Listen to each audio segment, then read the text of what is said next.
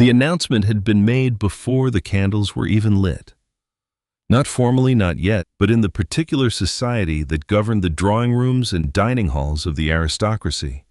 A formal announcement was merely a ceremony laid over a decision that had already been reached in quieter rooms, in quieter words, between people who understood that marriage was not a matter of the heart, but of ledgers. Edmund Rothwell, 7th Earl of Renmore, had agreed to consider Lady Cordelia Greaves.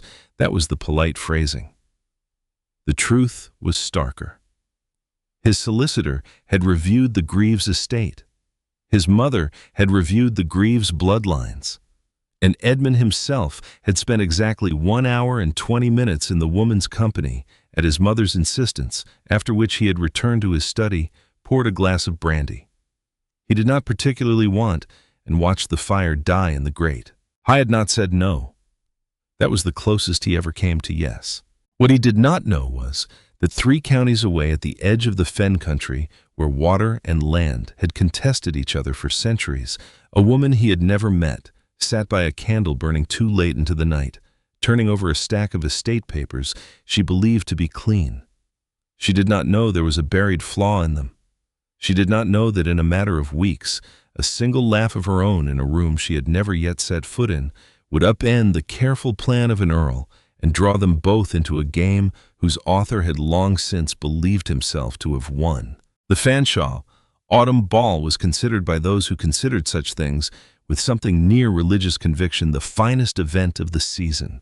Lord and Lady Fanshawe had the advantage of an ancestral house in Cambridgeshire, large enough to absorb 400 guests without the rooms feeling crowded, and the further advantage of a cook who understood that supper was not an afterthought. Every year the chandeliers were lowered and restrung with fresh candles. Every year the gardens were lit with paper lanterns from the terrace to the fountain. Every year the same families arrived in their finest clothes to perform the same rituals of status and courtship beneath the glow of all that expensive light. Edmund had attended for 11 consecutive years. He knew where the drafts were. He knew which card room had the better chairs. He knew that if a man arrived before 9, he was subjected to Lady Fanshawe's enthusiastic introductions, and that if he arrived after 10, the crowd had thickened enough to disappear into. He arrived at 9:30, a deliberate compromise. His valet had spent considerable effort on his appearance, which Edmund had neither encouraged nor discouraged. He wore black with a deep burgundy waistcoat, his dark hair combed back with precision, his jaw clean-shaved. He had been told by a great many people over the course of his 35 years, an arresting figure. Tall-built in a way that suggested he had not inherited his title from behind a desk. His face was angular, with gray eyes that catalogued a room efficiently, and a mouth that people often described as severe, until they noticed that severity and seriousness were not the same quality. He had been called forbidding in more than one drawing room, which he had never known what to do with, for he was not attempting to forbid anyone anything. He simply had very little patience for the performance required at events like this one, and his face communicated that opinion whether he intended it to or not. He greeted Lord Fanshawe. He exchanged pleasantries with 3 men he genuinely liked, and 4 he tolerated. He accepted champagne, tasted it, set it down on the nearest available surface. He scanned the room for Lady Cordelia Greaves because it would have been impolite not to acknowledge her, and located her near the east window, speaking with her mother, her posture immaculate, her expression pleasantly neutral. She was beautiful in the way of a portrait composed, finished, every element selected for its harmony, with the rest pale gold hair and a gown the color of moonlight and hands folded just so. He would speak with her. He would be attentive and appropriate. He would allow the season to unfold toward its conclusion, and the announcement would be made, and the ledgers would be balanced, and he would carry on. That was the plan. The plan lasted another 14 minutes. He had moved toward the far side of the ballroom, away from the music, which he did not dislike, but which at full volume turned conversation into a performance. It came from somewhere to his left, behind a cluster of guests near the refreshment table, and it was not what a man expected to hear in a ballroom. Not a crash, not a scene, nothing so dramatic. A laugh. Not the careful modulated sound that ladies of quality were taught to produce, that soft, restrained exhale that said, "I am amused," without saying anything, so unguarded as "I am delighted." This laugh had no restraint in it whatsoever. It was bright and sudden and entirely unself-conscious, the kind of laugh that happened to a person rather than being performed by them. And it lasted just a beat too long, and then dissolved into something that sounded dangerously close to a second laugh trying to suppress itself. Edmund stopped walking. It was an involuntary response, and he did not care for involuntary responses. He turned his head. The cluster of guests had shifted, and through the gap he saw her. She was standing with a glass of champagne. She appeared to have forgotten she was holding, tilted at an angle that suggested she was not thinking about it at all. She was speaking to an older woman, an aunt perhaps, or a family friend, and whatever had caused the laugh had not yet fully faded from her expression. Her eyes were bright with it. Her cheeks had color. She was not composed in the way of a portrait. She was composed in the way of a person too absorbed in the moment to bother with composition. She was not classically beautiful. That was his first thought, and it felt, even as he had it, an entirely inadequate observation. She had brown hair, darker at the crown and lighter at the ends, where it escaped its pins, which it appeared to be doing with some determination. Her nose was straight and unremarkable. Her mouth, however, was expressive in a way that made it impossible to look elsewhere, for very long, full-lipped, quick to move, currently curved in the aftermath of genuine amusement. She wore green. Not the soft sage or muted mint that was fashionable that season, but a deeper, richer green, the color of forest in high summer, and it suited her in a way that suggested she had chosen it for exactly that reason rather than for fashion. Where the other women in the room had dressed for the room, pale colors, safe colors, colors that would not draw censure, she had dressed for herself. He noticed that. He noticed it with a specificity that surprised him. She said something to her companion. He could not hear the words across the distance and the music. The older woman laughed, smaller, more cautious. The young woman's expression shifted into something thoughtful, and she tilted her head, and then she glanced up directly at him. There was a brief mutual moment of recognition that they were both looking at the other. Then her eyes moved on, easy and unconcerned, as though being caught in someone's gaze was simply a thing that occasionally happened at a ball and required no particular response. Edmund realized he had been staring. He looked away. He picked up a glass of champagne from a passing footman's tray and drank half of it in one go, which was not something he typically did, and stood for a moment in the noise and light of the Fanshawe ballroom, feeling oddly as though something had shifted. Not dramatically, not the way things shifted in stories with thunderclaps and revelations. More the way a room felt different when a window was unexpectedly opened. The same space, the same furniture, but suddenly the air was moving. I needed to know who she was. He approached the nearest person he trusted, Lord Brantham, a man of 62 who had known everyone in this world since before Edmund was born, and who possessed beneath his bluff exterior an encyclopedic memory for family connections. "Brantham," Edmund said, keeping his voice casual. The young woman by the refreshment table. Dark hair, green gown. Brantham squinted across the room. "Prescott girl," he said after a moment. "Honora, I believe, though I have never heard anyone shorten it. Second daughter of old Prescott, the one who had that stretch of land out in the fens near Ely. Elmsworth, they call it. The father has been gone 5 or 6 years now. There was a brother, still is, off in the Navy.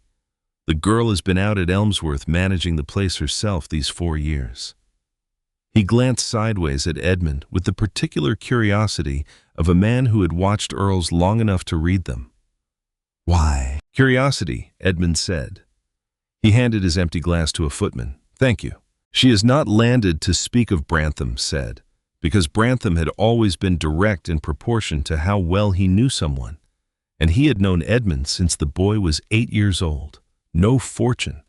Older than the usual set. 7 and 20, I should think, or thereabouts. "I am aware of my own situation, Brantham." "Of course you are." The old man's eyes crinkled, merely clarifying. Edmund did not approach her. This was not cowardice. It was, he told himself, the awareness that approaching an unknown woman in the middle of a ball, for no reason he could articulate when he was already widely understood to be in the process of settling on, Lady Cordelia Greaves would generate precisely the sort of conversation he disliked. He was an earl. Every movement he made in public was observed and interpreted and discussed in drawing rooms he never entered. So he did not approach her. He watched instead, in the way that he watched most things in a room without appearing to watch them. She moved easily through the gathering, neither seeking attention nor avoiding it. She spoke to people with her whole face, which was an unusual quality. Most people at these events cultivated a certain reserve, a protective distance between their interior and exterior selves. Honora Prescott seemed to have no such distance. When she was interested, she looked interested. When she found something amusing, she looked amused. When she was listening, she leaned forward slightly, as though whatever the other person was saying deserved the full effort of her attention. It was, he thought, a strangely exhausting way to exist, and also, he admitted to himself, the most alive he had seen anyone look at one of these events in a considerable number of years. He noticed when she spent 15 uninterrupted minutes speaking to an old colonel in the corner who was almost certainly boring her senseless and did not once look away to find a more interesting conversation. He noticed when she stepped back very slightly from a man who had positioned himself too close, and the man did not appear to register the rebuke, and she simply stepped back again with the calm efficiency of a person accustomed to managing difficulties quietly. He spoke to Lady Cordelia as intended. She was gracious and composed, and said several intelligent things about the music, and one genuinely insightful thing about the harvest and the price of grain. She would make an excellent countess. He knew this. She knew this. They both performed the knowledge with the smoothness of people who had been trained to perform difficult things smoothly. And yet there was something in her stillness that he did not examine closely at the time, a quality of holding herself very carefully, as though composure were not natural to her, but a thing she maintained at cost. He noticed it only distantly and set it aside. He went home at midnight. He did not sleep until well past 2. He lay in the dark of his bedchamber at Renmore House and stared at the ceiling and tried to articulate what had happened, and found that it resisted articulation. Nothing had happened. A woman had laughed. He had looked. She had looked back and then looked away with the equanimity of someone who had better things to attend to. And yet the feeling of a window opening, the same space, the same furniture, but the air moving. What he did not know, lying there in the dark, was that the woman whose laugh had stopped him was at that very hour asleep in a rented house on Marchmont Street, and that on the table beside her bed lay a letter she had opened 3 days earlier and read 4 times, a letter concerning the Elmsworth rents and the coming winter. And beneath it, unremarked, a second document she had filed away without alarm, a document that would in a matter of weeks reveal itself to be the first move in a game she had not known she was playing. The Prescott household, what remained of it, was staying in the rented house on Marchmont Street for the season. This was the kind of detail that found its way to Edmund through the particular social osmosis that operated in his world. He had not sought it out, but by the morning after the Fanshawe ball, he knew it.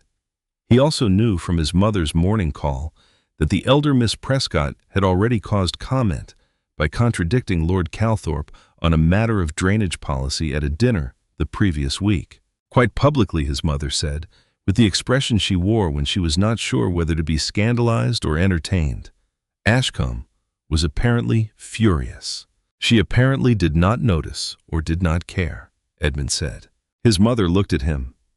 Edmund, she said, it is a distinction worth making.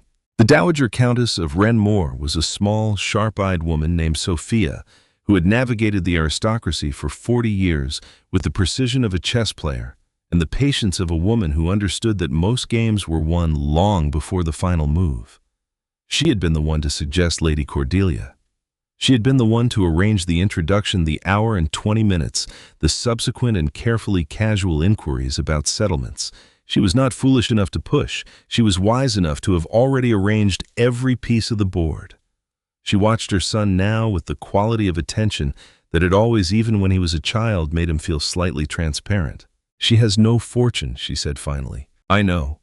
The estate barely covers the rent on the house on Marchmont Street. I know that as well." A pause. The clock on the mantel ticked. His mother set down her teacup.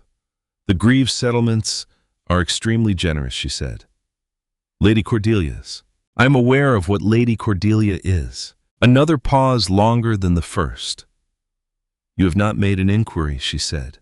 "I am merely observing." "I noticed her laugh," Edmund said, which was not something he had planned to say, and which came out with a directness that surprised him. His mother was very still for a moment. Then, something in her face shifted, some old and complicated emotion that moved through her and was quickly set aside. "Your father," she said, noticed my laugh. She stood smoothing her skirt and moved to the window. A minute passed. "Do not be stupid about it," she said at last, very quietly. "That is all I ask." 3 days after the Fanshawe ball, Edmund encountered Honora Prescott at the subscription library in Ely. This was not engineered. He went to the library on Thursday mornings when he was in the county, had done for years, and he went at 11 because that was when the new catalogs were processed. She was there because, as he would later learn, she went whenever she had an hour free, and the rented house had become too small for whatever was happening in her head. He saw her before she saw him. She was standing at the end of a row, one book open in her hands, reading the first page with the particular focus of someone deciding whether the next several hours of their life would be well spent. She was dressed more plainly than she had been at the ball, dark blue wool, her hair more firmly pinned, though one piece at the temple had already staged an escape. She had not yet noticed him. He could have continued to the catalogs. He walked to the end of the row instead. "Apologies," he said. "I believe that volume is reserved." She looked up, the same direct gaze she had had at the ball, the same absence of fluster. She looked at him, then at the book, then at him again. "Is it?" she said. Her voice was lower than he had expected, and dry with a particular quality of amusement. "It was on the shelf. And you are the Earl of Renmore, so I suppose that settles it." He blinked. He had not introduced himself. He was not wearing his rank visibly on his person, or so he had always assumed. "You know who I am. Everyone knows who you are." She looked back at the book. "Although I am skeptical of the reservation. They do not typically keep reserved volumes on the open shelves." "You are correct," he said. "I do not have a reservation." She looked up again. There was a pause during which she appeared to be deciding something, and then there it was, the laugh, smaller this time, more contained, but the same quality of realness. "Well," she said, "at least you admitted it." She held the book out. "Take it if you like." "I had not decided yet." "What made you pick it up?" "The title." She glanced at the spine. "I always read the first page before I commit. Life is too short for books that lose their nerve on the second chapter." "And has this one lost its nerve?" "The jury is still out." She tilted her head, and there was something in the motion that was neither flirtatious nor indifferent. Simply curious, as though he were a thing she was genuinely trying to understand. "Were you actually looking for that book?" she asked. "Or did you simply stop because you wanted to?" It took him a moment to answer. He was not accustomed to being asked direct questions by women he had just met at a library. "The second one," he said. She nodded once as though that settled something. "Honora Prescott," she said, extending her hand, not waiting for a formal introduction. Not performing the ritual delicacy of the thing, simply offering her name like it was a reasonable thing to do. I took her hand. "Edmund Rothwell." "I know," she said again, with the faintest edge of a smile. "You mentioned." They spoke for 23 minutes, which Edmund knew because he was constitutionally unable not to track time, and because he was acutely aware that every minute past the first was a minute he had chosen, rather than fallen into by social inevitability. She was managing her family's small property out at Elmsworth, had been for 4 years, not as a steward's employer, but personally with letters and ledgers and the actual walking of the ground. "Your brother?" he asked. "Peter. High is in the Navy. He sends cheerful letters from places that are not the Fen country, and considers his contribution to the family discharged. And you do not resent that. I resent it enormously, she said, pleasantly. But the tenants need the rents managed, regardless of my feelings, so... She asked him about his own estates, not with the performative interest that people produced when speaking to an earl, but with the actual specific questions of someone who understood land management and was curious how other people handled the problems that did not have clean solutions. He found himself answering at length. He found himself telling her about the drainage difficulty in the South Field at Renmore that had occupied 2 years of effort and 3 different engineers, which was not a topic he typically produced in social settings, and which she received with the kind of focused attention that made him feel unusually that he had not overshared. There is a particular problem with the fen soil, she said. It is not the water alone. It is what happens to the peat once you take the water away. It shrinks. The land sinks. The engineers who do not know the fens will solve your flooding and hand you a subsidence in 10 years' time. He looked at her. That is precisely what happened with the first engineer. Of course it did, she said without triumph, simply stating a thing she had watched happen more than once. She was not trying to impress him. That was the thing. She was simply there, speaking plainly, listening carefully, laughing, when she found something funny without checking first to see whether it was appropriate. He realized, spent 11 years moving through social rooms where every single person adjusted themselves in response to his presence, not from dishonesty necessarily, but from the natural pressure of rank which distorted everything around it the way gravity bent light. Honora Prescott appeared to be immune to gravity. He asked if he might return the book when he had finished.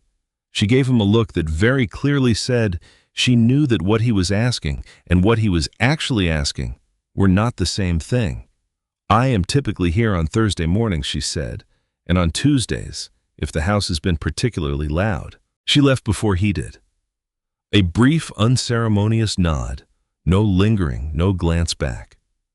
He watched her go and stood in the aisle for a moment afterward, the book she had not taken still in his hand, with the feeling that something had been initiated that he had not yet found the right word for. He returned the following Thursday.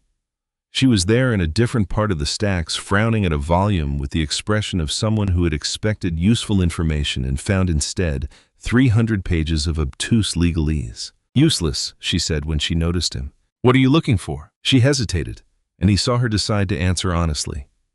The old common rights on the fen. Turbury pasture. The right to cut sedge and dig peat. My tenants at Elmsworth have held them for generations. There is talk of an enclosure being got up in the district, and I want to understand exactly what can and cannot be taken from them if it goes forward. An enclosure, he said, in your district. Oh, private bill, she said. Somebody with money is buying up the low ground and means to drain it and fence it and turn common into private field, which is legal enough if the bill passes. But the tenants who have grazed those commons since before anyone can remember will find themselves with a great deal less than they had, and no one has thought to ask them. She closed the book with a decisive thud. I would like to know what protections they have. This book is no help at all. You want Pemberton's Guide to the Law of Commons and Enclosure, he said, not the statutes directly. It is the translation that matters. She looked at him for a moment. You know enclosure law. I know enough of it to have learned which books explain it usefully. Different thing. Point me to Pemberton, then, she said, and I will consider you useful. He pointed her to Pemberton. He also, while he was at it, pointed her to 2 additional texts that addressed the specific question she had described: the standing of common rights under a private enclosure act, and the compensation owed to those who held them, and she took all 3 to a reading table near the window and opened them with a purposefulness that suggested she was entirely comfortable ignoring his continued presence. He sat down across from her and opened his own selection. They read in silence for 40 minutes. It was the most comfortable 40 minutes he had spent in a public space in recent memory.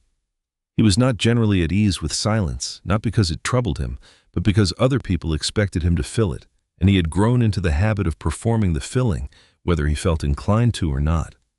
Honora Prescott, reading across the table with one elbow propped on its surface and her chin in her hand, seemed to require nothing from him at all, which was a relief too small a word for.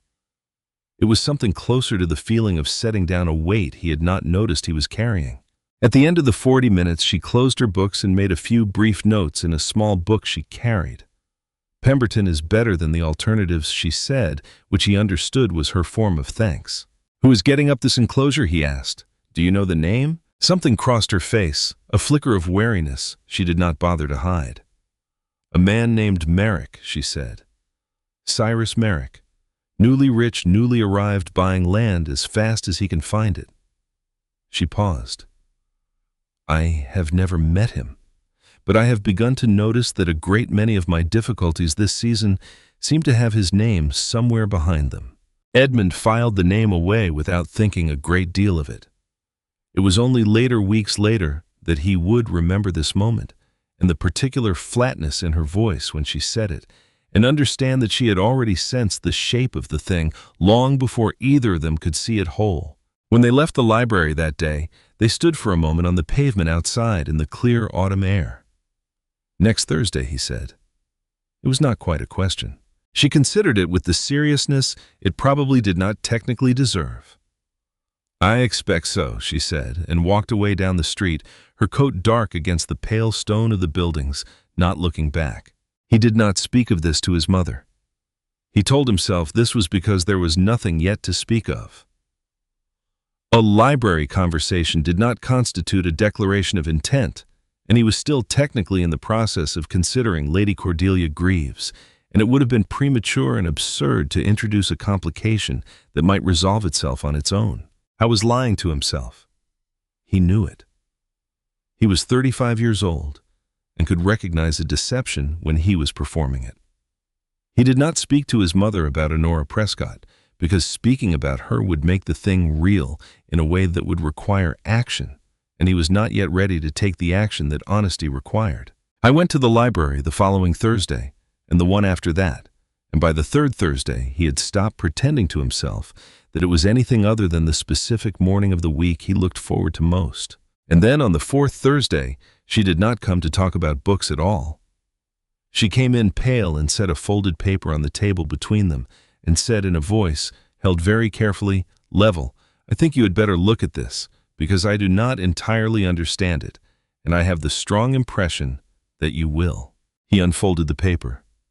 It was a document from a solicitor's office, the language dense and the hand cramped, and the words upon it were indistinct to any casual eye. But the substance, once he had read it twice, was perfectly clear. A suit had been filed in the Court of Chancery. An old and half-forgotten claim had been revived, a claim that reached back before her father's death, and it challenged on grounds the document did not fully explain Honora Prescott's title to Elmsworth itself. She had always believed her father's estate to be clean. She had managed it for 4 years on that belief. And here, in a solicitor's cramped and unreadable hand, was the first sign that somewhere in the papers she had trusted there was a buried flaw, and that someone, for reasons she could not yet see, had gone looking for it. I do not know who filed it, she said quietly. The paper does not say. It says only that the claim exists and that I am to answer it. Edmund looked up from the document. The clear autumn light came through the library window and fell across the table between them, across the paper in her folded hands, and the small ordinary book of notes she carried everywhere. And he thought with a cold clarity that had nothing to do with the window opening and everything to do with the 12 years he had spent learning how his world actually worked, that a claim like this did not revive itself. Someone had reached into the past and pulled it up on purpose, and he found that he already suspected, though he could not yet prove exactly whose name he would find at the bottom of it if he dug far enough. He called on her at Marchmont Street. He had thought carefully about this. A call was a social declaration, visible and interpretable. He was still in the ledger of public understanding attached to the Greaves consideration, and a call at Marchmont Street would be noted, discussed, connected to what people had already observed at the Fanshawe ball. He called anyway. The sitting room was smaller than anything at Wrenmore House. The furniture was good quality, but clearly older, the kind of pieces that had been in a family long enough to show their history.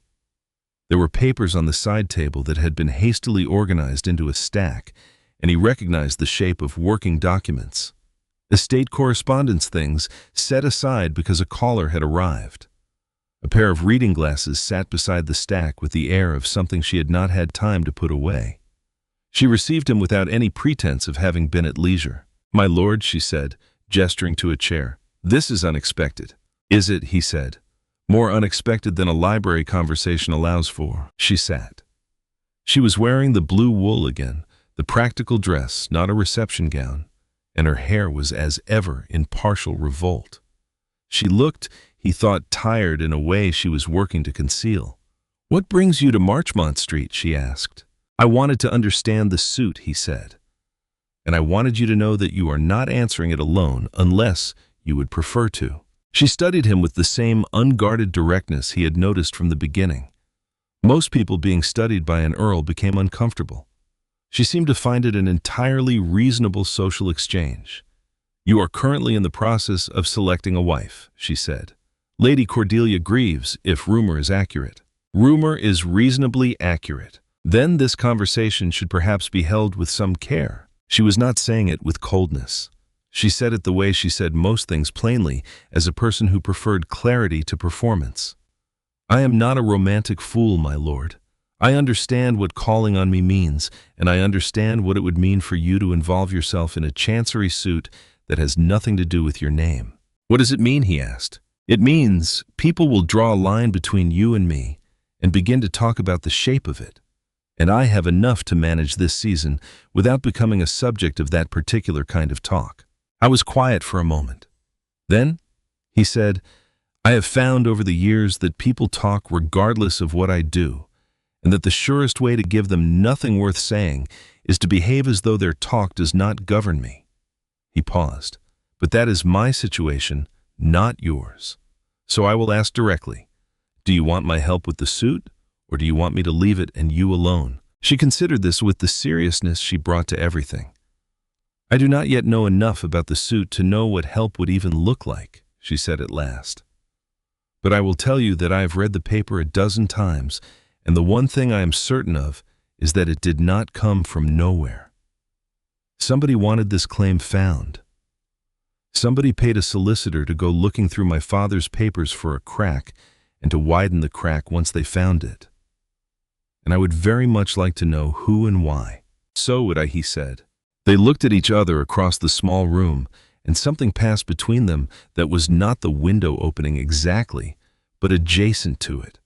An alignment. She reached over and straightened the stack of papers on the side table, a small habitual gesture, her hands moving while her mind worked. "I will make inquiries of my own," she said. "I have 4 years of managing Elmsworth. I know where the public records are kept, and I know how to read them, and I'm not too proud to spend a week in a records office if it tells me something." She looked up. "But I will not pretend I would refuse a man who knows chancery and enclosure law better than I do. That would be foolish, and I try not to be foolish more than the situation requires." Edmund almost smiled. "That," he said, "is the most qualified acceptance of help I have ever received." "Enjoy it," she said. "They are not common." I went home and did not sleep again until late, and the following morning he sat across from his mother in the breakfast room with the particular resolve of a man who has decided to say a true thing out loud and knows it will cost him. "I'm going to withdraw from the Greaves consideration," he said. The Dowager Countess set down her cup with great care. She did not look surprised, which told him she had been expecting it, but she looked something else. Something he could not immediately name, a kind of alarm that was not about the impropriety of the thing. "Edmund," she said, "I need you to listen to me before you do anything. I have listened to you my whole life. Listen harder than usual then." She folded her hands. "When I suggested Lady Cordelia to you, I believed I was arranging an advantageous match between 2 old families, which is a thing I have done successfully many times, and which I am rather good at. I have since learned that I was mistaken about the nature of it." I waited. "The Greaves family is ruined," she said. "Quietly, thoroughly ruined. Old Greaves speculated badly and then borrowed to cover the speculation, and the borrowing has swallowed the estate whole. There is nothing behind the moonlight gown and the immaculate posture, but debt. And the man who holds that debt, she said, the man to whom the entire Greaves family now effectively belongs, is a person named Cyrus Merrick. Edmund went very still. I did not know this when I made the introduction. His mother continued. I have only learned it in the last fortnight from Brantham, who learned it from a source he trusts. The generous settlements I was so pleased about were not the Greaves family's money to offer. They were Merrick's money offered through the Greaves family, and the reason a newly risen man of no particular birth would spend a fortune to place a ruined earl's daughter beside you. Edmund is not affection for the girl. It is you. Or rather, it is Renmore. Your name, your seat in the Lords, your standing, and your land. He means to buy his way into all of it through a marriage he arranged and controls, and he chose Lady Cordelia because he already owns her family and therefore owns her.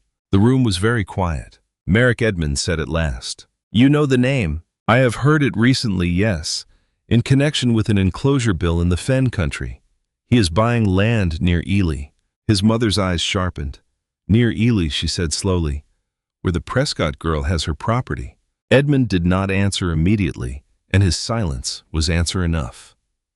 His mother looked at him for a long moment, and he watched her assemble the pieces with the speed that had made her formidable across 4 decades of drawing rooms, and he saw the moment she arrived at the shape of it, though neither of them could yet see the whole. Edmund, she said very quietly, if Merrick arranged a marriage to acquire your name and your land, and Merrick is buying up land beside a woman you have been meeting at a library on Thursday mornings, and that woman has just been served with a chancery suit challenging her title to that very land, then I would be careful if I were you about how many of these things you believe to be coincidences. I do not believe any of them are coincidences, he said. That is the difficulty. His mother sat back. For a long moment she said nothing at all. Then, in a different voice, lower and more private, she said, Your father noticed my laugh at a garden party in June. We were married by October. I had no particular fortune either. Everyone thought him foolish for it. She smoothed an invisible wrinkle from her sleeve. I'm not telling you this to push you toward the girl. I am telling you so that you understand I am not opposing you out of coldness. I am opposing the danger, not the woman. And the danger, I am afraid, is considerably larger than a laugh. He reached across this table, and in a gesture he could not remember making, since he was a boy, briefly covered her hand with his. Thank you, he said, for telling me the truth even when it undoes your own arrangement. She looked at their hands and then at him. Undo it carefully, she said. Cordelia Greaves is a hostage in this, not an author of it. Whatever you do, do not add to that girl's troubles. Meanwhile, Honora had gone to the records office in Ely and then to a second one in Cambridge, and she had spent the better part of a week among ledgers and rolls and the dusty public accounts of a county's business, and she had come out of it with a picture she did not like. The enclosure bill was real, and it was further advanced than she had feared. A private measure was being got up to drain and fence a broad stretch of the low fen, and the men whose names appeared on the preliminary papers were, when she followed them, almost all of them agents. Frontmen, solicitors and surveyors acting for a purchaser who preferred not to appear. But money leaves a trail even when the man who spends it does not, and by patient work she followed the trail, purchase by purchase, until it converged on a single point, and the single point was Cyrus Merrick. And she saw laying the county map beside the schedule of purchases, what the map made obvious once she looked at it correctly. Merrick had been buying in a ring. He had acquired the low ground on every side of a particular parcel patiently over 2 years, all of it feeding toward one. Outfall one point where the drained water would have to be carried off to the river. And the land that held that outfall, the land through which every drop of the scheme's water would have to pass the keystone, without which the entire drainage could not function and the entire enclosure bill would collapse under objection, was Elmsworth. Her land. Her tenants' commons. The single parcel Merrick had bought all around, but could not buy because it was not for sale, because she had spent 4 years refusing every quiet inquiry that had come to her through intermediaries. She had not until this moment connected to a single source. She sat back in the hard chair of the Cambridge Records office and understood all at once that she was not a bystander to Merrick's scheme who happened to hold an inconvenient parcel. She was the obstacle. She was the one thing standing between Cyrus Merrick and a very great deal of money, and the chancery suit challenging her title to Elmsworth was not an old claim that had happened to revive itself at an unfortunate moment. It was the instrument by which he intended to remove the obstacle. She should have felt frightened. She did feel frightened distantly in a part of her mind she chose not to attend to just then. But the stronger feeling sitting there among the ledgers was a cold and clarifying anger, and beneath the anger, a kind of grim professional interest, because she had spent 4 years managing an estate against difficulties, and here at last was the difficulty, entire with a name and a shape, and she found she would rather face it whole than keep tripping over its pieces in the dark. But she did not yet understand where Merrick's money had come from, and something told her that the answer mattered. A man buying land in a ring for 2 years spends a fortune, and fortunes have origins, and this one had appeared very suddenly in a man of no birth and no visible history. So she made one more inquiry, the last, and as it turned out, the most important, and it took her not to the county records, but to a set of accounts that had been made deliberately and permanently public by Act of Parliament, printed and bound and available to anyone with the patience to read them. The Slave Compensation Commission had been established to distribute the 20 millions that the nation had voted to the former owners of the enslaved upon abolition as payment for what the law absurdly and monstrously called their lost property. The awards were public. Every claim, every estate in the West Indies, every name of every person who had presented himself to the commission and been paid for the human beings he had held was set down in the printed returns for all the world to see, because the framers of the measure had wanted no secrecy about where the money went. Honora read the returns for 2 days, and on the second day she found him, not under the name Cyrus Merrick, which she came to understand was a name he had assembled along with the rest of his new self, but under an older name connected by a chain of assignees and executors, and purchased claims that she followed with the same patience she had brought to the enclosure trail. Cyrus Merrick's fortune, the fortune with which he was buying half the fen and a ruined earl's daughter, and if she was right, a seat in society itself, had come to him out of the compensation paid for the plantations of the West Indies. It was blood money laundered through claims and assignments into clean English acres and a manufactured gentility, and he had buried its origins so carefully that only the one record he could not suppress, the public and permanent record that Parliament had insisted upon, still connected the polished new gentleman to the source of everything he had. She closed the volume. For a long moment she sat in the reading room and did not move, aware that she had just found something that was at once a weapon and a horror, and that the two things were not separable, and that she would have to carry both. Then she gathered her notes and her small book and her coat, and she went out into the gray fen afternoon to write to the one person she had decided somewhat against her own habits that she could trust with it. Cyrus Merrick did not wait to be discovered. A man who has built himself out of buried things develops an instinct for when the ground beneath him is being dug, and by the time Honora's letter reached Edmund, Merrick had already decided that the moment for indirection had passed. He called on Honora at Marchmont Street on a gray morning in late November, unannounced and uninvited, and he brought with him a younger man whom he introduced as his nephew Aldous Finch. Merrick was not what she had expected. She had built from the trail of purchases and the printed returns a picture of something crude, and the man who came into her small sitting room was not crude at all. He was perhaps 50, well-made expensively, and quietly dressed with a smooth, unhurried manner, and eyes that moved around the room pricing everything in it. She understood at once. A man who had spent a great deal of effort learning to seem like a gentleman, and who had learned it well enough that only the effort itself, the very smoothness of it, gave him away. The nephew Finch was younger, sallow, with soft hands, and a way of not quite meeting her eye, and she disliked him immediately and instinctively before she had any reason to. Miss Prescott Merrick said, settling into the chair she had not offered him, "Forgive the intrusion. I find that a great deal of trouble in this world comes from people declining to speak plainly to one another, and I have always preferred to speak plainly. I hoped you might extend me the same courtesy." "I generally do," she said. "Whether you will enjoy it is another matter." He smiled at that as though she had confirmed something. "You have been to the records offices," he said. "Ely and Cambridge both. You have been reading a great many things that are, of course, entirely public and entirely your right to read." He let the observation sit. "I mention it only so that we may proceed without pretense. You know something of my affairs. I know a great deal about yours. Let us not waste the morning establishing what we already understand." "Then establish for me," she said, "what you have come to say." "I have come to make you an offer and to spare you some suffering," Merrick said. "There is a suit against your title to Elmsworth.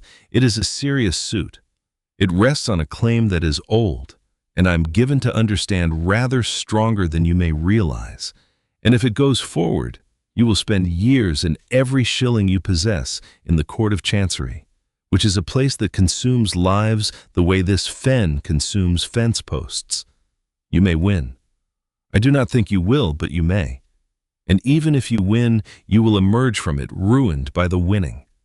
That is the nature of Chancery." He spread his smooth hands. "Or the suit may simply cease to trouble you.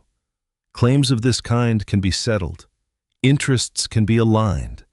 And I am in a position to see that this one is settled quietly and to your advantage if the circumstances were such that your interests and mine were no longer opposed." "And how," she asked, "would our interests cease to be opposed?" Merrick glanced at his nephew. "My nephew Aldous," he said, "is a young man of good prospects and settled temperament in need of a wife of sense and capability of which you have a considerable reputation. A marriage between you would join two families in common purpose. Elmsworth would remain in the family, as it were. The suit would find no further encouragement. And a certain drainage scheme, which I will not insult you by pretending you do not understand, would proceed with the cooperation of all parties, rather than the resistance of one, to the great profit of everyone concerned, yourself included." The room was very quiet. Finch was studying the carpet. Honora looked from the nephew to the uncle and understood with perfect clarity the entire architecture of the thing. She understood that she was being offered a choice that was not a choice. She understood that if she married Aldous Finch, her land would pass by the plain operation of the law that gave a wife's property into her husband's hands, out of her keeping, and into Merrick's and the outfall and the commons, and the whole Keystone parcel with it, and that the Chancery suit existed for no other purpose than to make the marriage seem by comparison with ruin like mercy. "And if I decline," she said. "Then the suit goes forward," Merrick said, without any change in his pleasant tone, "and you fight it and you lose, or you win and are ruined either way.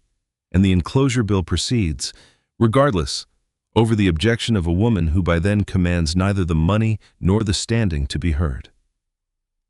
And your tenants," he added almost gently, "the ones whose commons you have been so diligently studying, lose those commons entirely with no compensation worth the name, because a defeated woman fighting a Chancery suit is in no condition to protect anyone." He rose. "I do not say this to threaten you, Miss Prescott. I say it because it is simply what will happen, and I would think it a waste for it to happen when a far pleasanter arrangement is available." She stood as well because she would not be looked down upon in her own sitting room. "Mr. Merrick," she said, "I will give you the plain speech you claim to prefer.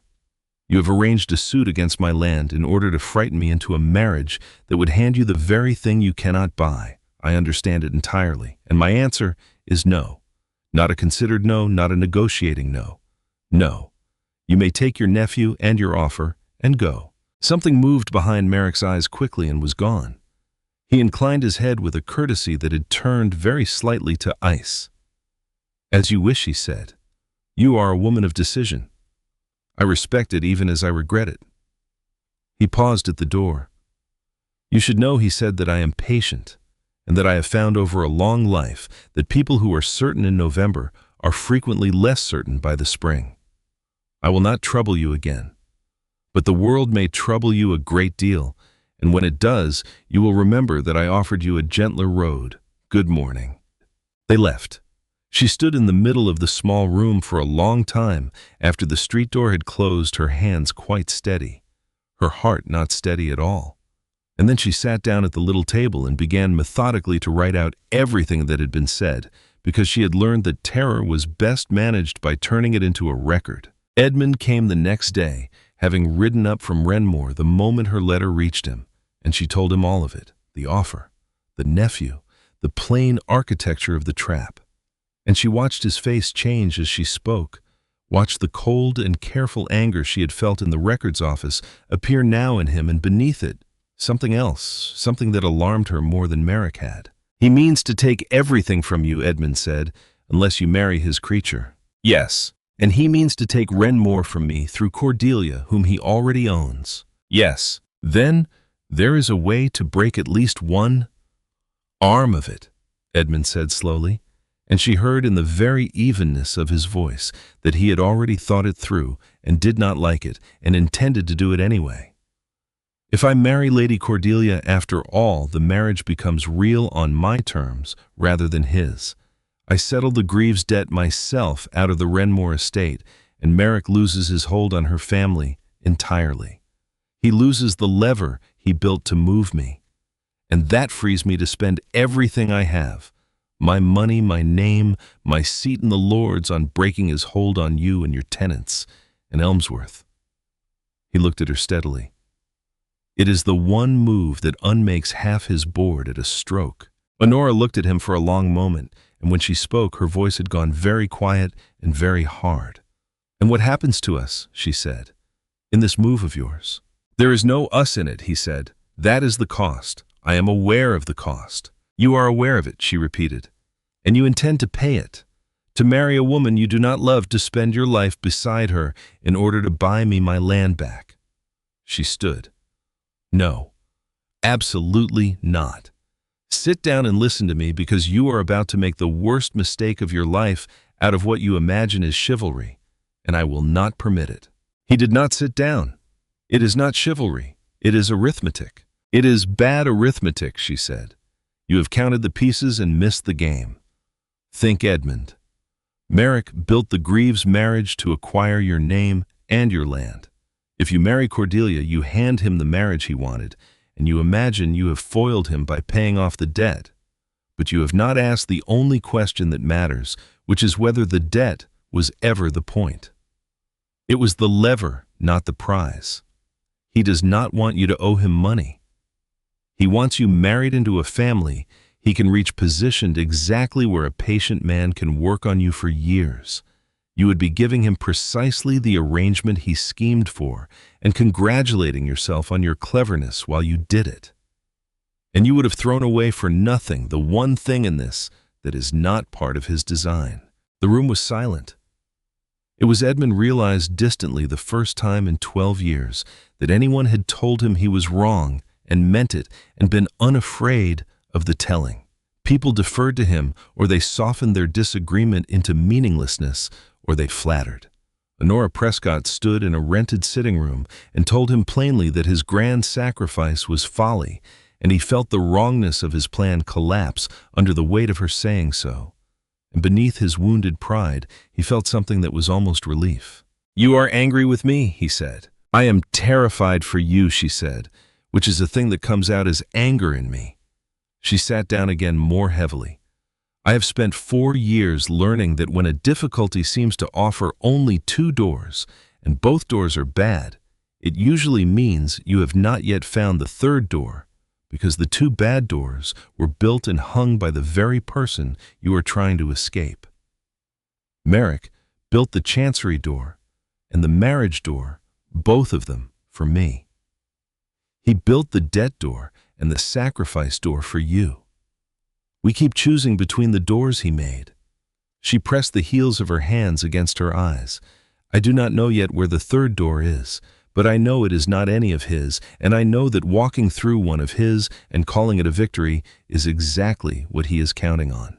There was a knock. The maid brought in a card, and Honora looked at it, and her expression changed. Lady Cordelia Greaves had called. She came in pale and perfectly composed, and she looked at Edmund with something like resignation, and at Honora with something harder to read, and she said without sitting that she would not stay, that she had come only to say one thing and would say it and go. She said that she knew what was being discussed in this house and in others, and that she wished them both to understand that she was not a fool and not a victim and had no intention of being spoken of as either. She said, in a voice of brittle control, that Miss Prescott would do well to keep her distance from the Earl of Renmore, that there were arrangements in place that outsiders did not understand and should not disturb, and that a woman with no fortune and a chancery suit around her neck was in no position to be tangling herself in the affairs of an earl who was, whatever the gossips said, as good as promised elsewhere. And then she left as abruptly as she had come, and Honora stood looking at the closed door with a frown, because there had been something in Lady Cordelia's manner that did not fit a wrongness in the performance, a warning delivered in words that seemed designed to be overheard by the wrong ears, and she filed it away without understanding it the way she had filed away the second document weeks before. That night, Honora did not sleep. She sat up at the little table with the candle burning too late, exactly as she had on the night before. All of this began, and she spread out around her everything she had gathered. Pemberton on the Law of Commons, the 2 texts on enclosure, her notes from the records offices, her transcription of Merrick's offer, and the cramped, unreadable paper from Chancery that had started it. And she read, and she thought, and somewhere in the small dark hours turning the pages of a chapter she had skimmed and set aside as irrelevant weeks earlier, a chapter that had nothing to do with commons or enclosure, and everything to do with what the law permitted a woman to do with property that was her own. She felt the first cold edge of the thing she had missed, and she went very still, and she began to read that chapter again from the beginning, much more slowly. What she had missed was the shape of her own fear. She had been so occupied with defending her title against the Chancery suit that she had accepted without examining it Merrick's framing of the danger. She had believed that the suit was the threat and the marriage the escape from it. But sitting there in the small hours, reading the chapter on what the law permitted a woman to do with her own property, she saw at last that she had it exactly backward. The suit was not the threat. The suit was the pressure. The threat, the actual mechanism by which Merrick intended to take Elmsworth, was the marriage itself, because the law as it stood gave a wife's land into her husband's hands the moment the vows were spoken. And Merrick did not need to win in Chancery at all. He needed only to frighten her badly enough that she would marry his nephew to make the fright stop, and then the plain and brutal operation of coverture would do the rest, and the outfall and the commons and the keystone would pass from her to Finch to Merrick without a single further paper filed in any court. And once she saw that the marriage was the true weapon, she saw also in the same chapter the third door. For the law that gave a wife's property to her husband was the law of the ordinary courts. But there existed alongside it another body of law, the law of equity, administered by that same court of Chancery, whose delays Merrick had brandished at her as a threat, and equity had long recognized a thing the common law refused to see. Equity allowed a woman's property to be settled before any marriage upon trustees, to be held for her sole and separate use. Land held in that manner did not pass to a husband upon marriage, because in the eyes of equity it was never his to take. And there was more. A settlement of that kind could be armed with a further provision, a restraint upon anticipation, which prevented the woman herself, and therefore any husband working upon her, and therefore any Merrick working upon that husband, from selling or charging or giving away the property during the marriage at all. It could not be pressured out of her, because the law would not permit her to part with it however she was pressed. It was, she understood, With a rising and almost incredulous exhilaration, a wall built by the same court Merrick had used to frighten her, and she could raise it herself now, while she was still unmarried and free to do as she liked with what was hers. She could take Elmsworth entirely beyond his reach, and she could do it whether or not she ever married anyone at all. She was at the solicitor's before he had unlocked his own door. The settlement was not simple to draw, and it could not be drawn against a title that was itself under challenge, which was the one difficulty that remained, and the reason she still needed to break the chancery suit rather than merely evade its purpose. A woman could only settle land that was indisputably her own, and so long as the suit hung over Elmsworth, casting doubt on whether the land had ever truly come to her under her father's will, the settlement she meant to make rested on uncertain ground. To raise her wall, she needed first to prove her title clean. The two things were not separate battles. They were the two halves of a single lock, and she would have to turn both. She wrote to Edmund and laid it all before him. The trust, the restraint, the wall she meant to build, and the one remaining gap in it, which was the suit itself, and the buried flaw in her father's papers that gave the suit its life.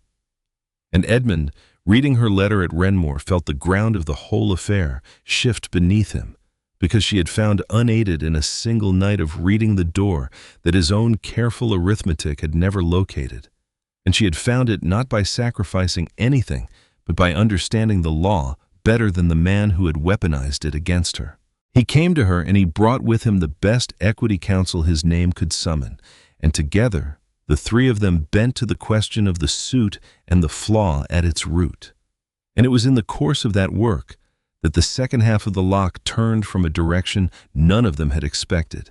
Lady Cordelia Greaves called again at Marchmont Street.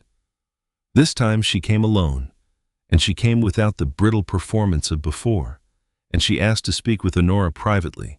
And when they were alone, she set upon the table a small packet of papers and said in a voice stripped at last of its careful ice that she thought Miss Prescott had better see these, and that she had been waiting a long and dangerous while for the moment when handing them over would do more good than harm. "I owe you an apology," Lady Cordelia said, "for the things I said in this room a fortnight ago. I said them loudly, and I said them badly, and I said them because Merrick's man was waiting in a carriage at the end of the street, and I needed him to carry back a report that I was doing as I had been told. I have spent 3 years doing as I have been told, Miss Prescott, because my family's ruin is real, and Merrick's grip on it is real, and I am not free in the way you are free. But I have not spent those 3 years idle. A woman who is watched closely learns a great deal about the people watching her, if she is patient, and I have been very patient." Honora opened the packet. The papers within were indistinct to a careless eye, a tangle of the ordinary business of a wealthy man's household. But Lady Cordelia guided her through them with the precision of someone who had studied each one, and slowly the picture assembled. There were drafts. There were practice hands. There were sheets on which the same signature had been formed again and again, awkwardly at first, and then with growing confidence, the signature of a dead man. And the dead man was Honora's father. "The chancery suit," Lady Cordelia said quietly, "does not rest on an old claim that happened to revive. It rests on a codicil. A codicil said to have been made by your father, altering the disposition of Elmsworth, a codicil conveniently discovered only this year, long after his death, when no one who knew his hand remained close enough to question it. The codicil is a forgery. It was made by Aldous Finch, who has a talent for it at Merrick's instruction, and these are the leavings of the making of it, which Finch was careless enough to leave where a watched and underestimated woman could find them." Honora sat with the forged papers spread before her and understood that she now held the whole of it, the weapon and the wall, both the means to break the suit and the means to seal the land. And she understood, looking up at Lady Cordelia's composed and exhausted face, that she had entirely mistaken this woman from the beginning. She was not a rival. She had never been a rival. She was the sharpest player at the whole table, a hostage who had spent 3 years quietly assembling the instrument of her own release and her family's. and who had waited at enormous personal risk for the one moment when giving it away would break Merrick rather than merely enrage him. She had not come to be rescued. She had come to close the trap on the man who had built it, and she had chosen her moment with a patience that Merrick himself, for all his boasting of it, could not have matched. "Why now?" Honora asked. "Why me?" "Because you said no," Lady Cordelia said simply, to his face in this room without hesitation. "I have watched a great many people fail to say no to Cyrus Merrick, Miss Prescott. I have failed to say it myself for 3 years, and when I learned that you had said it plainly and sent him from your door, I understood that you were the one person in this whole affair who would use these papers rather than trade them back to him for your own safety. I needed someone who would not flinch. You do not flinch. It is, if I may say so, your most irritating and most valuable quality." There remained one thing to be certain of, and Honora, who did not build on ground she had not tested, spent the next day making certain of it. All the county was talking that season of the new law of wills that was to come into force at the turn of the year, and of how it would tighten the rules of witnessing, requiring the maker of a will and the witnesses all present together, all signing in one another's sight. The talk had put attestation into everyone's mouth, and it had put it into Honora's mind, and it sent her to examine not the forged hand upon the codicil, which Finch had made skillful enough, but the witnesses to it for a codicil, disposing of land under the older law that governed her father's time, required 3 witnesses to its signing. There were 3 names upon the forged codicil. Honora traced each one. 2 she could not disprove, but the third, a name Finch had presumably chosen at random from among her father's old acquaintance, belonged to a man who had died in the winter of 1829, and the forged codicil was dated to the summer of 1830. A dead man had witnessed a document a year and a half after his own burial. It was not a matter of comparing hands or weighing probabilities. It was an impossibility fixed in the parish register, plain and unanswerable, and it meant that the codicil upon which the entire chancery suit depended could not, under the law that governed it, stand for a single hour once the fact was laid before the court. The lock had turned both halves of it, and Honora Prescott held the key entire. She did not send Edmund to confront Merrick. She did not send counsel or Brantham or any man at all. She had built the thing herself, understood it herself, and she meant to close it herself. And Edmund, who had once imagined that saving her required marrying a woman he did not love, understood by now that the last thing Honora Prescott needed from anyone was to be saved, and that the truest respect he could offer her was to stand at her shoulder and let her finish what she had begun. Merrick received her because his instinct for danger told him he could not afford not to. She came to him plainly with a small case of papers, and she did not sit, and she did not soften anything. "I will be brief," she said, "because you claim to prefer plain speech, and because I have a great deal to do today, and you are only part of it. 3 things, Mr. Merrick. First, Elmsworth is being settled this week upon trustees to my sole and separate use, with a restraint upon anticipation in equity. When it is done, the land cannot pass to any husband I might ever take, nor be sold, nor charged, nor pried from me by any pressure you or anyone else can bring to bear for as long as I live. Your marriage scheme is therefore dead. Even had you frightened me to the altar, you would have gained a wife's land that the law would never let a husband touch. You may confirm all of this with any equity counsel you please. You will find I have not misstated it." Merrick said nothing. His face had gone very still. "Second," she continued, "the codicil on which your suit depends is a forgery made by your nephew, whose practice sheets I now possess, and it is witnessed among others by a man who had been dead a year and a half on the day the codicil claims he signed it. That is not an argument. It is a date in a parish register set against a date on your document. The suit will collapse the moment it is placed before the court, and my title to Elmsworth will be confirmed beyond any further challenge, and the settlement will stand on ground that not even Chancery can shake." She set the small case of papers on the table between them, not opening it, letting its presence speak. "Third," she said, And here her voice did not rise, but grew, if anything, quieter. The forging of a will is a felony. Mr. Merrick and men are transported for the whole of their lives for it, and the whole of your nephew's life is in the papers I hold, and yours is beside it, for a man is answerable for the crime he directs. And that is before we come to the printed returns of the Slave Compensation Commission, which are public and permanent and available to any editor of any newspaper who cares to read them, and which connect the polished gentleman Cyrus Merrick, buyer of half the fen and arranger of earls' marriages, to the source of every shilling he possesses, an origin he has spent a great deal of money to bury, and which cannot in the end be buried, because Parliament saw to it that it never could be. I do not need to prove you a murderer of reputations. I need only lay two public records side by side and let the world do the reading. The room was silent for a long moment.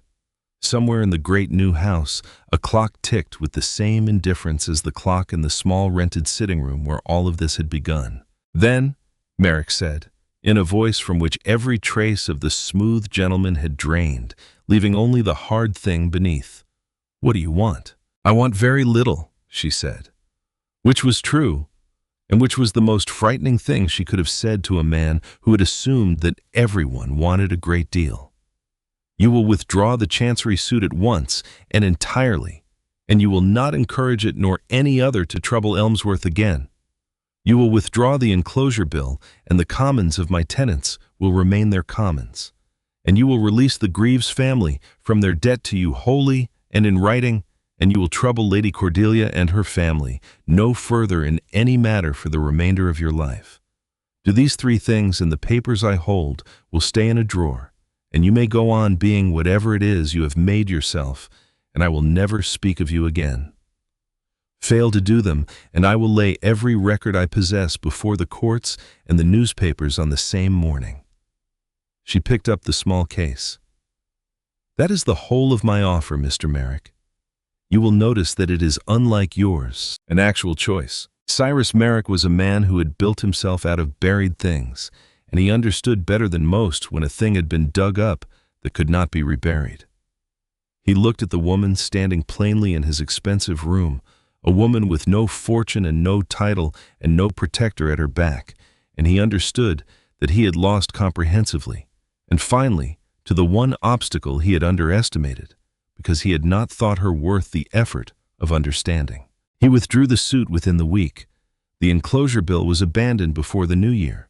The release of the Greaves debt, drawn in unambiguous terms, was in Lady Cordelia's hands before the first snow, and with it a freedom she had worked 3 patient years to earn, and had in the end earned for herself.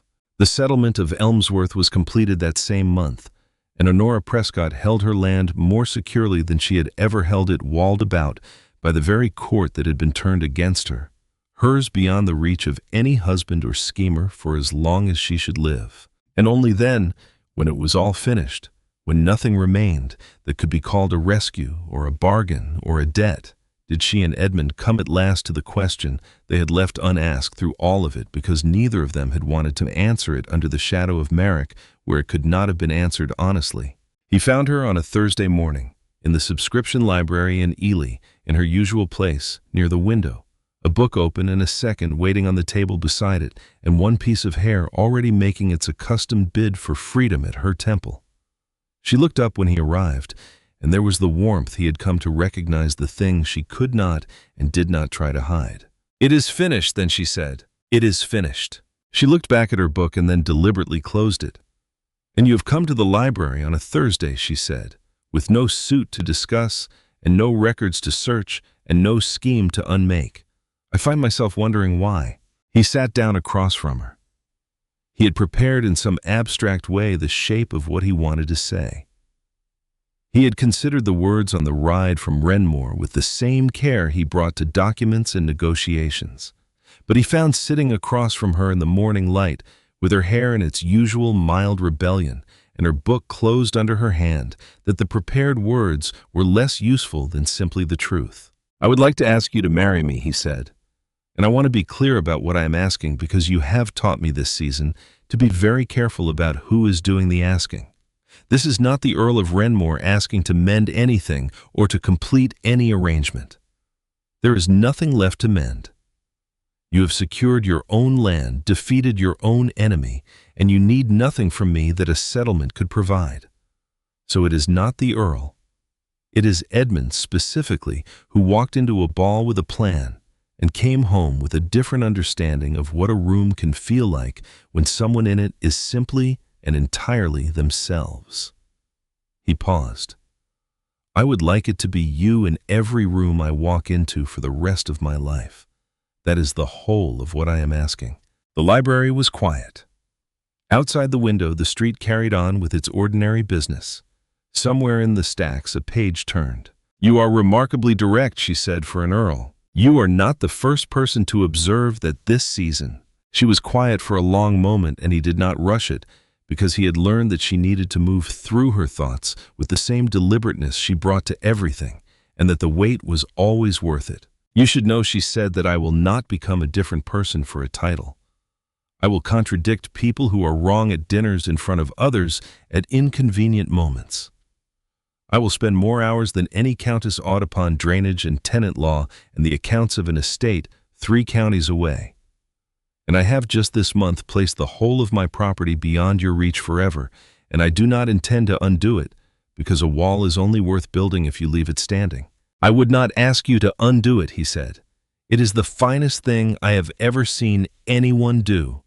I would sooner ask you to teach me how you did it. Something shifted in her face, the careful composure she had maintained through all the long weeks of the fight, loosening at last into something warmer and a little unsteady and entirely real. And you should know, she said more quietly, that I have been trying these past weeks not to hope for this, because hoping for things at this scale seemed imprudent in the middle of a war. And now the war is over, and I appear to have abandoned prudence.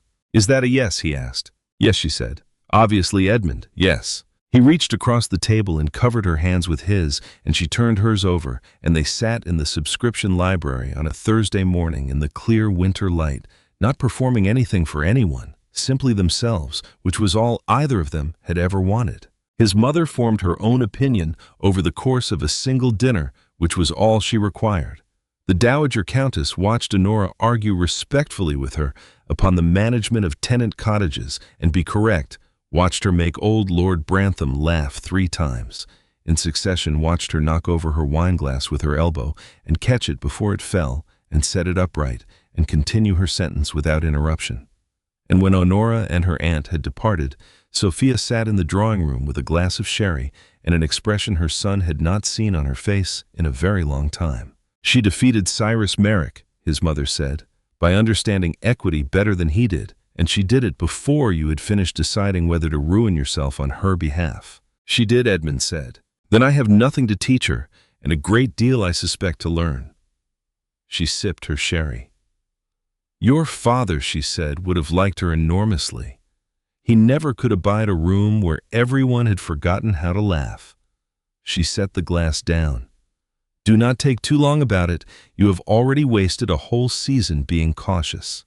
They were married on a Saturday in the late autumn of the following year in the village church at Renmore, small enough that the ceremony felt like itself rather than a spectacle. It was a strange and hopeful season to marry, in that year the old king having died in the summer, and a girl of 18 having come to the throne, and the whole country turned toward something new and uncertain and not yet named. Honora's brother Peter returned from his warm and useless station in time to walk his sister down the aisle with an expression of considerable emotion that he would later deny entirely in correspondence.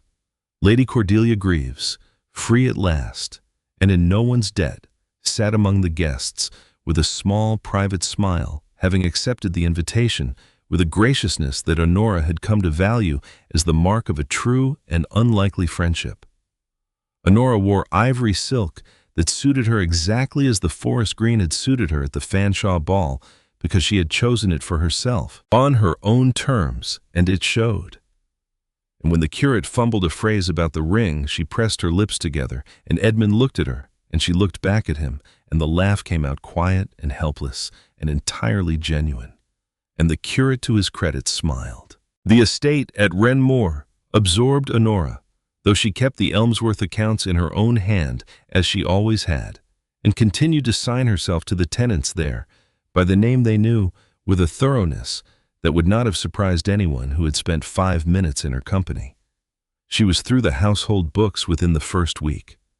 The housekeeper, Mrs. Larkin, who had managed Renmore with considerable competence for 16 years, brought the accounts to the new countess, expecting a brief courtesy, and found instead a woman who sat down with the ledgers, produced her own writing case from a drawer she had already claimed, and spent 2 hours making precise annotations while asking questions. Mrs. Larkin had never been asked by anyone in the house, not challenging questions, specific ones, the kind that could only be asked by someone who understood what the numbers meant. By the end of the second month, Mrs. Larkin had begun seeking the new countess's counsel of her own accord, which the dowager observed with quiet satisfaction and reported to her son in a single sentence. "Mrs. Larkin likes her," she said. "Mrs. Larkin has not liked anyone in this house since I came to it." Honora reordered 100 small things that had been slightly wrong for years, the coal deliveries that came on the wrong day for the price, the dairy accounts that had never quite balanced, and she cataloged the library that Edmund had privately always felt guilty about abandoning the thousands of volumes in 3 connected rooms untouched since his grandfather's time. He helped her, which was not a thing he would have predicted of himself, moving through the stacks on winter mornings, while she described the contents of each shelf with a dry commentary frequently more entertaining than the books themselves. And in the spring, they turned together at last, and without any enemy, to force it to the drainage of the South Field. The old problem that had defeated 3 engineers, and they walked the ground and read 2 books she had found in the newly catalogued library, and wrote to a professor of agriculture with whom she had corresponded during the Fen troubles, and together they devised a scheme that took the water off the field and reckoned honestly with the shrinking of the peat beneath, and that left every tenant on the field better placed than before, rather than worse. It was, Edmund thought, watching her explain the soil to the 4th engineer, with the patience of a person accustomed to translating between different kinds of knowledge, the exact opposite in every particular of the thing Merrick had tried to do to the Fen, and he understood that this was not an accident, that she had built her whole life upon the difference between the two. Their daughter was born the following February, and they named her after no one in particular, which was noted and remarked upon by the family members who felt it their duty to remark on such things, and which both of them received with the equanimity of people who had decided in advance that the naming was their own business. Winifred they called her because it suited her, which they could tell from about the 3rd day of her existence, when she fixed her father with an expression of deep and already critical assessment that he recognized with a feeling that was half terror and half devotion as entirely familiar. Many years later, when Winifred was old enough to sit in the library with her mother and work through the Elmsworth accounts, with a seriousness that made Edmund's chest ache with something too large to name, she asked him once with the blunt curiosity of a girl of 12 who had no use for romantic evasion, how he had known. I thought about it for a long moment, which Winifred tolerated because she had also inherited her mother's willingness to wait for an honest answer. She laughed, he said, across a room full of people who had all forgotten how. Winifred considered this with the expression she used for things she was not sure she fully understood. And that was enough, she asked. He looked across the room to where Honora was reading, seated in the chair by the east window that had become, over the years, simply hers, a book tilted toward the afternoon light and her feet tucked beneath her in the way she had always sat in rooms where she felt at home. As though sensing the attention, she glanced up. Their eyes met. She raised her brows slightly, that small private communication she had always been able to produce without effort, the once that said, "I see you," entirely without ceremony. Then she looked back at her book. He looked back at his daughter. "It was enough to make me stop," he said. "Everything else was a choice." Winifred turned this over with the seriousness it deserved. "That seems like a good distinction," she said at last, and returned to her accounts. And the library held them all in its particular quiet, the catalogued shelves and the afternoon light moving across the floor, and the clock measuring out the hours of an ordinary life, which was the best kind. Edmund sat among it and thought not for the first time and not for the last of the plan he had carried into the Fanshawe Ball on an autumn evening, years before, the careful, adequate, appropriate plan, and of the 14 minutes it had survived, and of the sound that had ended it. And he felt again, as he had felt then, and had gone on feeling every day since the thing he had not had a word for on that first night, and had a word for now. It was the feeling of a window opening, the same space, the same furniture. But the air was moving.